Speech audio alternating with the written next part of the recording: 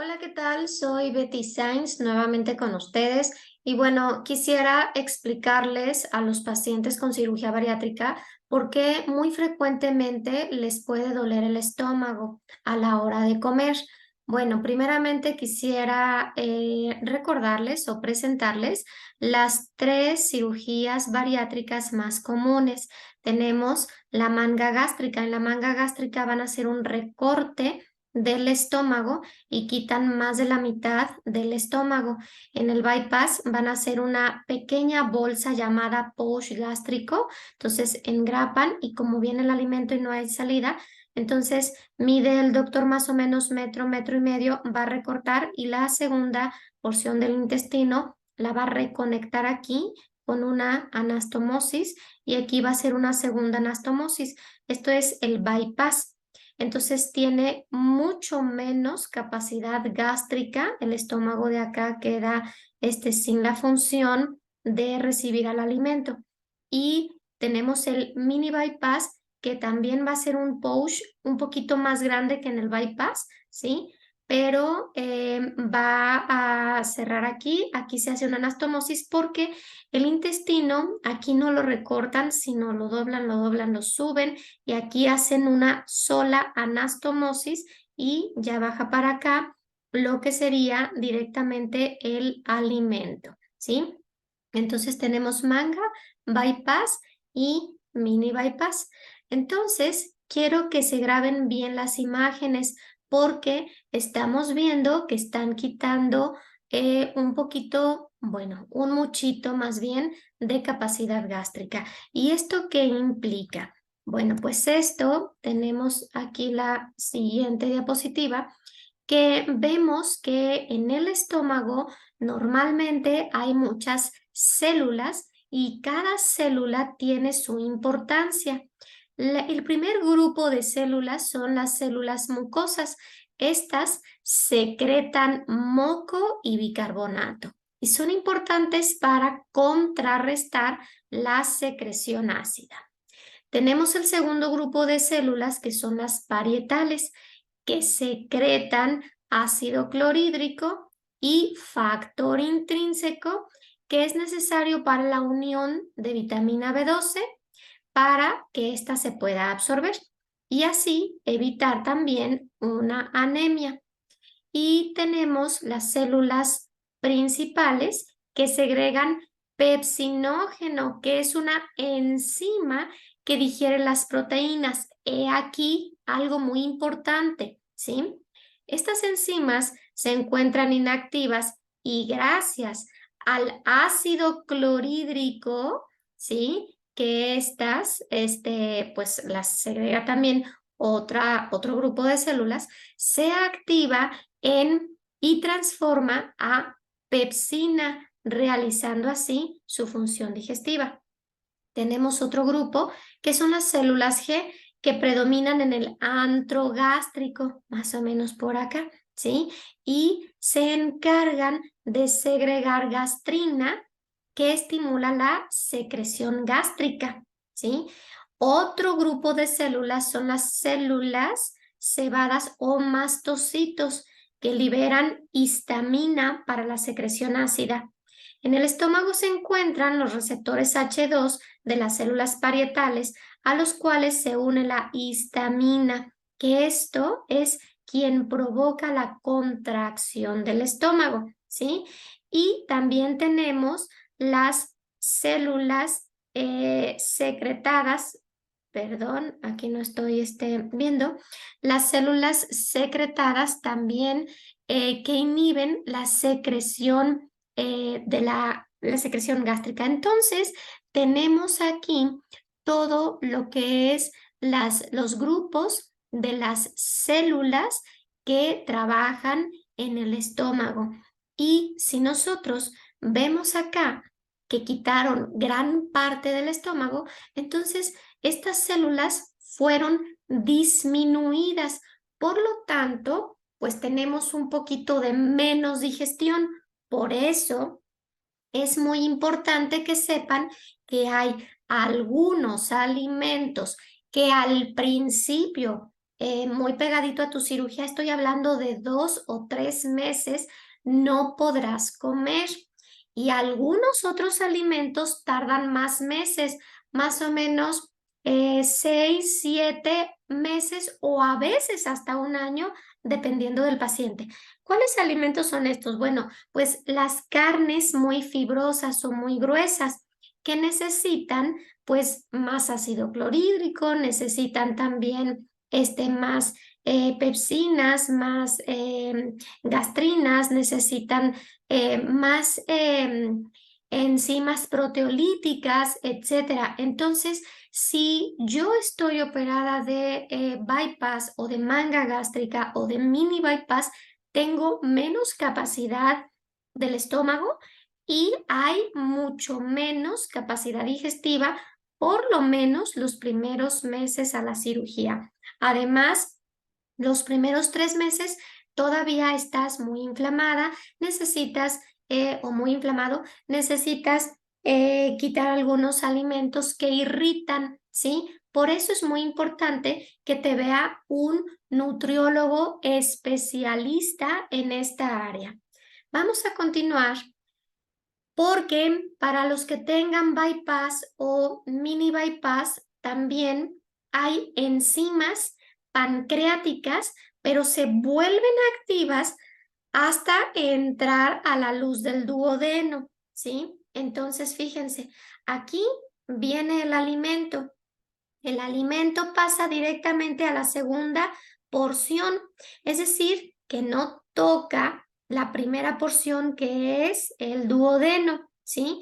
Y tenemos por acá, no se ve, pero está la conexión al páncreas y está la bilis, etcétera. Y aquí vienen estas esferitas verdes y hasta acá se junta con el alimento y se haría la digestión. Entonces, los pacientes con bypass o mini bypass tienen prácticamente una digestión un poquito tardía porque la primera porción está separada, ¿sí? De la capacidad gástrica.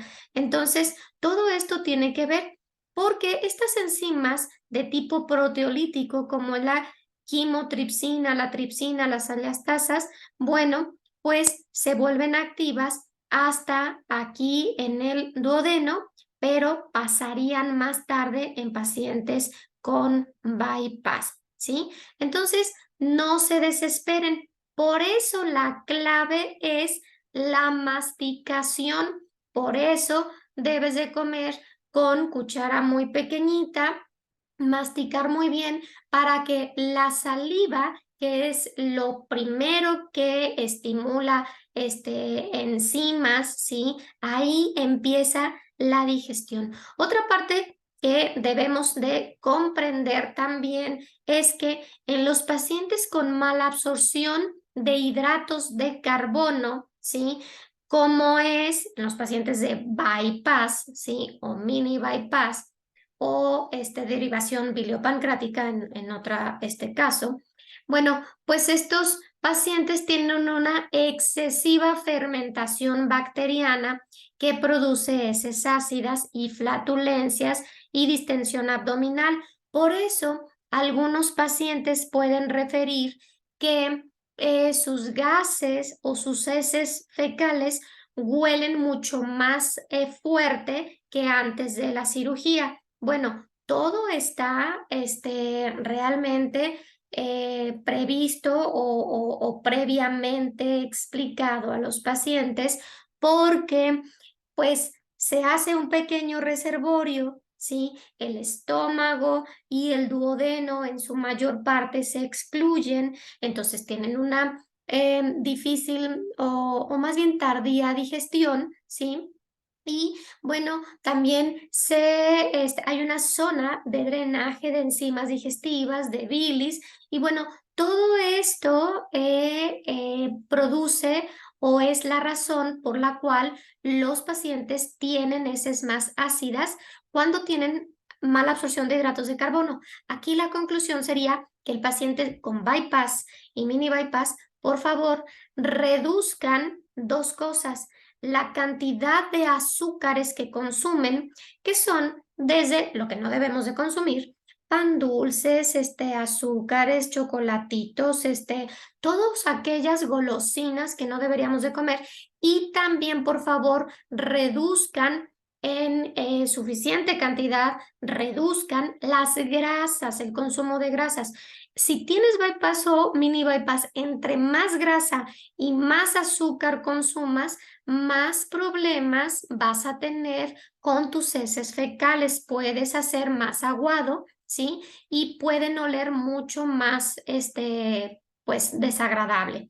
Aquí los lactobacilos te pueden ayudar mucho a controlar todo lo que son las heces fecales, a darles mejor consistencia, pero la clorofila te puede ayudar a quitar o contrarrestar el mal olor, siempre y cuando comas bien, es decir, balanceado y no excedas la cantidad de grasas saturadas como son desde tocinos, chorizos, carnitas, tripitas. Todo eso no lo debes de consumir. Entre más consumas eso, más mal te vas a sentir y más van a oler tus heces fecales.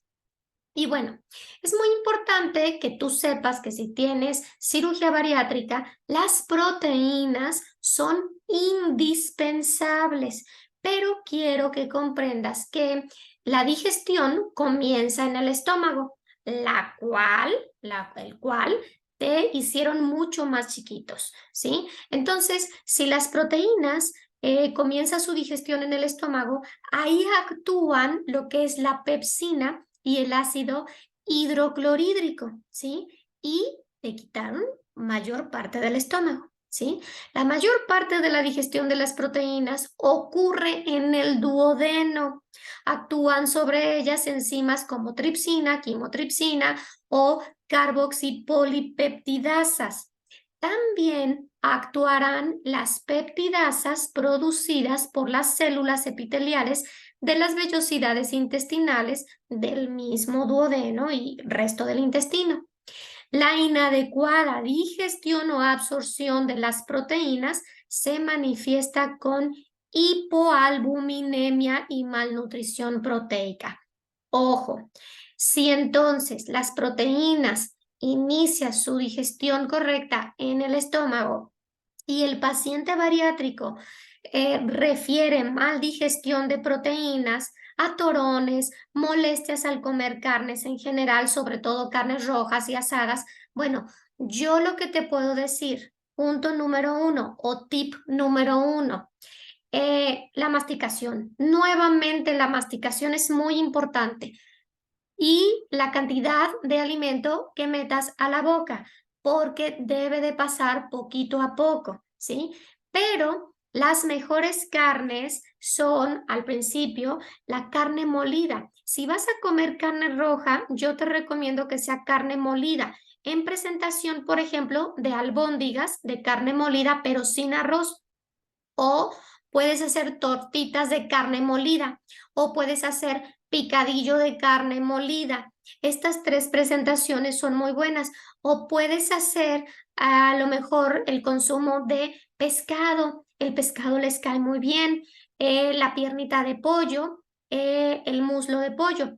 La pechuga les cae más pesado, al igual que las carnes muy gruesas y fibrosas o cortes también les cae mal. Entonces, adecúate tus menús a que sea más fácil digestión, ¿sí? Entonces, este es otro tip que te puedo dejar para los pacientes tanto con manga gástrica como bypass o mini bypass. Las proteínas que sean, si es carne roja, molida en los primeros meses y pescadito, si lo pueden tomar. Si es carne de cerdo, solamente la piernita, porque el lomo es mucho más seco, pero la piernita la puedes hacer bien cocida y deshebrada y también les cae bien, ¿sí? O la pierna de pollo o el muslo de pollo, ¿sí? Y bueno, Las proteínas son muy importantes, así es que por favor te invito a que no dejes el polvo de proteína que te sugiera tu nutrióloga, ¿sí? Los aminoácidos esenciales son importantes para poder cumplir todos los requerimientos nutricionales. Y tenemos, por otra parte, las grasas. Las grasas son fundamentales para la síntesis de algunas hormonas, ¿sí? También son importantes como elementos de coagulación y prostaglandinas. El paciente bariátrico tiene mala absorción de grasas. ¿Por qué? Porque le quitaron la primera porción del intestino en donde se absorbe gran cantidad de las grasas, ¿sí? Entonces, si tú tienes cirugía bariátrica y tú consumes mucha grasa, desde las carnitas, tripitas, la mantequita, el exceso de aceites, el exceso de mantequilla, incluso excesos de aguacates, etcétera, entonces vas a tener diarreas frecuentes. Entonces, ojo, si tienes diarrea frecuente, checa por favor si estás consumiendo en exceso grasas, ¿sí? Yo no te digo que no consumas grasas, es muy importante la grasa, por lo mismo que te digo, por la síntesis de algunas hormonas, pero las grasas es muy importante que sean grasas buenas, como las que tenemos aquí: aguacate, almendras, nueces, aceite de olivo, etcétera. Yo te voy a recomendar lactobacilos todo el tiempo o de manera frecuente para la reparación de tu flora intestinal. Ojo, sí es importante el consumo de grasas porque también tenemos las grasas, vitaminas liposolubles como la vitamina A, la vitamina D, la vitamina E y la vitamina K. En pacientes bariátricos, muy importante suplementar la vitamina D3 al menos 3,000 a 5,000 unidades. Esto es muy importante, ¿sí? Y mucho ojo, si tú empiezas a tener algunos moretones, tienes que comunicárselo a tu médico o a tu nutriólogo para ver si existiera alguna deficiencia de vitamina K. Y bueno, hablando sobre el dolor en el estómago, también refieren dolor en el estómago al beber agua natural. Algunos pacientes, no todos, recuerden, todo esto, pues no es para todos los pacientes. Algunos comen, digo yo, cualquier cosa y les cae muy bien, y otros comiendo muy poquitito tienen dolor de estómago, entonces chequen todo lo que les he dicho. Pero el dolor al beber agua se debe, bueno, a que pues es simplemente agua, y a veces esa agua necesita romper, como quien dice, la concentración. ¿Qué quiere decir? Las bebidas isotónicas facilitan el vaciamiento gástrico y la absorción intestinal. Cuando toman agua los pacientes a veces refieren como si se quedara como un globo lleno de agua y les duele el estómago, les pesa. Entonces, aquí, ¿qué tenemos que hacer? Yo les aconsejo al agua natural ponerles hielos de electrolitos, ¿sí? Y poner el agua natural, unos 3 hielitos, y con eso va, como quien dice, a hacerse de manera más isoosmolar, y se va a poder facilitar el vaciamiento gástrico y la absorción intestinal, y así les va a doler mucho menos el estómago, ¿sí? Y se puede romper esa, como quien dice, densidad con cualquier cosita. Pueden incluso poner clorofila o pueden hacer agua fresca de lima o de limón o de alguna otra fruta, siempre y cuando cuantifiquen esa ración de fruta como su ración de fruta, pero así se absorbe mucho más fácil el agua. Y si no, con los electrolitos en hielo. Y bueno, finalmente, para terminar, recomendaciones para comer y que no te duela el estómago. Punto número 1, comer sentado, con tiempo, sin emociones negativas, comer muy despacio, masticando perfectamente los alimentos y ser consciente al masticar. Utiliza cubiertos de bebé, platos pequeños, ¿sí? No debes de beber líquidos cuando estés comiendo, hay que separarlo 20 minutos y yo les aconsejo a mis pacientes a la hora de la comida fuerte, generalmente aquí en México pues es las 2, 3 de la tarde, ¿sí? Procurar no juntar pastas, panes, tortillas y otras harinas con carnes, porque son dos vías de difícil digestión. Esto se los aconsejo por lo menos los primeros 4 a 6 meses, ¿sí? Para que no junten dos vías de difícil digestión y que no tengan esos dolores tremendos de estómago, ¿sí? Y sobre todo, mantén siempre un intestino sano. Te recomiendo el video de los pre y probióticos, ¿sí? Entonces, esto te recomiendo como lectura. Están en Amazon, tenemos el recetario. El recetario lo dividí desde etapa de líquidos claros, líquidos generales, papillas, luego del primer al tercer mes, del cuarto al octavo y a partir del octavo. Entonces, pues te recomiendo estos artículos y sin más a la vista, nos vemos hasta la próxima.